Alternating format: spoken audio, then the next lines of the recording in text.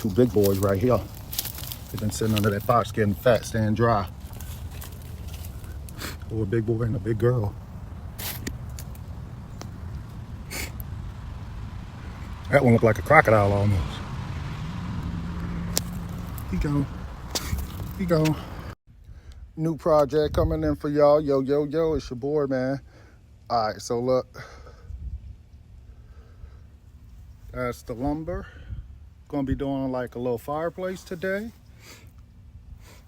All of those boards come off of one home in Burgundy. It was an Airbnb that we redid out there. And the other one came from Algiers on the West Bank off of Pelican Street. And both of them, you know, is estimated, like late 1800s maybe. So pretty dope, pretty dope. The French Quarter could be older. I'm gonna have to research a little bit more on that, but get back to y'all. All right, y'all. So what we got today is we're gonna be doing a fireplace.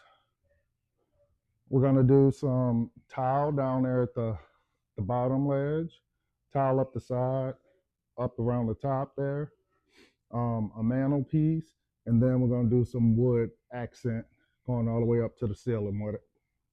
First, we're gonna move some stuff out of the way so we can go ahead and get set up. All right, so small side quest on this one here. These doors are rubbing. You can see here the reveal where it gets really tight at the top. You can see you got a big reveal on your right, and then you got a smaller reveal on your left. So what I'll end up doing is probably try one of these two screws first down at the bottom over here on this side, and it'll pull the bottom over that way. And then on this one, I'm gonna try the screws up top and see if I have enough room to pull the top over that way. So all right, so I just finished up on the doors. First thing I ended up doing was I had added some screws into the bottoms on this side, and then also on the opposite side on the top.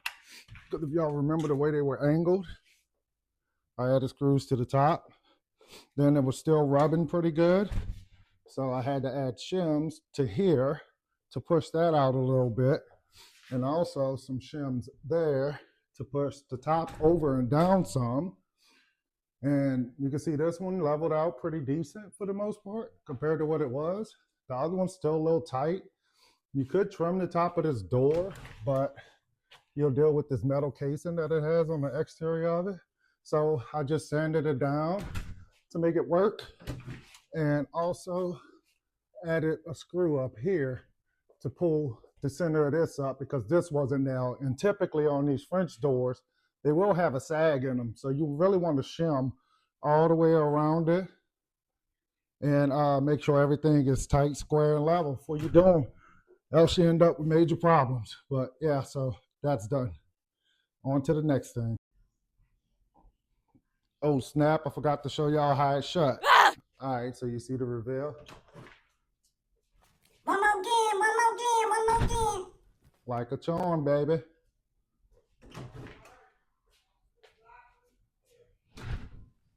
Look, he pushed it right there. I seen him too, stop snitching. Okay, so look, this is what we have here. So first off, I'm gonna have to demo the tile down here. We're gonna take the tile and we're gonna go down here with it first because I want these to cap over top of this one. And then also I wanna have this out where it needs to be to make a straight line going all the way across there. The tiles we're using, they're huge. You're gonna see that later, you know. Next, what I did is I kind of laid out my tile. There's 24 by 48. So what I'm thinking I'm gonna do is I'll have these two come straight up here, all the way up to the 4-foot mark. Then I'll cut one right in between here to line it up with that. On top of there, we'll have the mantle. And then going up from there to the ceiling, we're gonna do the shiplap.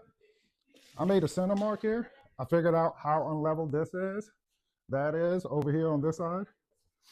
And then I did it on both sides to figure it out and get a roundabout of what my numbers are. At the top here, I'm 11 3/8. Down here, I'm 11 7/8, 11 3/4, and 11 3/8. Seems like a big difference, but really you can work that out a little bit. You can get a little 16th here, 16th there. You can split the difference on it. And it's going to look fine by the end of the day. And then I got my number going across here. So I can get a pretty decent number on that just to check to make sure my tiles are going to fit in this particular area. So next up, I'm going to go ahead. I'm going to get started. I'm going to demo this up. I'll see y'all in a minute. All right, so I don't know what happened. Something happened with my sound in this one, so I'm just going to talk over this dude. You can see that over there, right there to the right, I had already pulled up a little small tile. And then I'm showing you on the back of it right there that they didn't put a lot of thin set mortar on there. So with this, I'm just using a flat bar and a hammer. And I'm just giving it a couple little gentle taps, you know. See, a little bit of the edge broke up. That's fine. It does that sometimes. Big chunks are pulling up. That's always a good thing. It's easier to dispose that way, especially on the smaller one like this. I wouldn't just tear it all up and damage the floors. Yeah, and just starting with a soft little tap in the corner. And then once I get it under there, I kind of give it a little twist and pop it up some. And I'm going to go ahead and demo the rest. All right, so we got all of that demoed down there. Next thing I'm going to do is I want to go ahead and get all that as smooth and level as possible. That way I got a good base to go off of, and I can keep it all super level, you know. It's just going to raise up, you know, about a 1/4 inch in the back or so. That's not too bad. And then this one is actually pretty close to level. So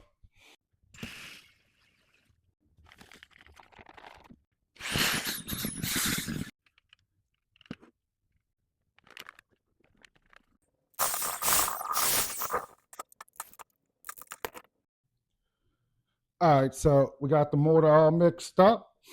And here in the back, you can see there's these little paintbrush things where we had like that 1/4 inch difference. So I stuck those in there as gauges. And what I'm gonna do is stay from this front edge all the way to the back, smooth it out. You can see right there, I have the level on the trowel, so that's gonna work perfectly.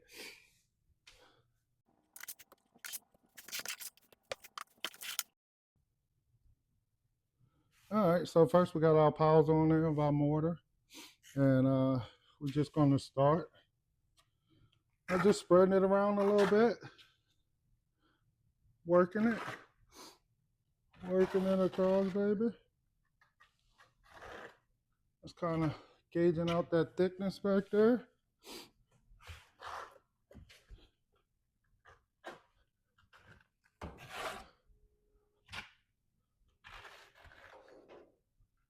Don't want to hit my shims too much and push them up under there. And then once we start doing that, we'll get it thicker in the back there like that. And that's not going to hurt it having those shims back there, because I'll have more thin set on top of this. And if they pop up, I could always just fill it in a little more thin set along the way. I'm just trying to get this first part going so I can come back tomorrow, get the cutting and laying my tile, pull my numbers, baby. And just like that, you're just going to keep smoothing it out and keeping it level.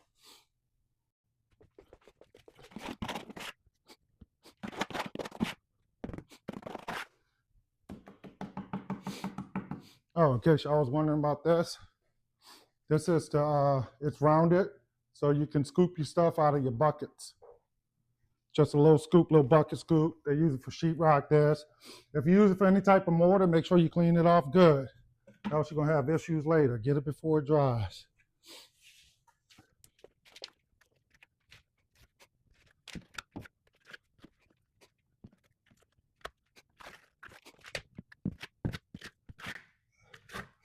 They call this a skim coat.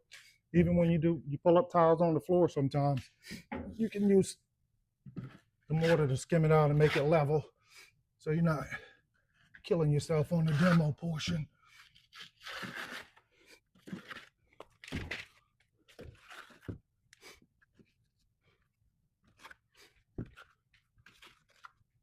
Gotta go mix some more. I'll be back.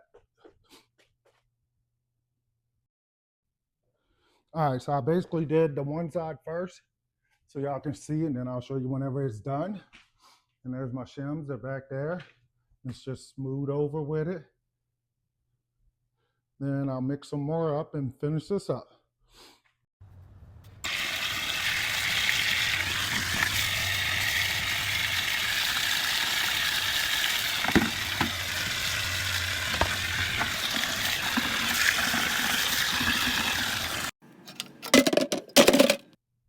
Yo, yo, yo, what up, y'all?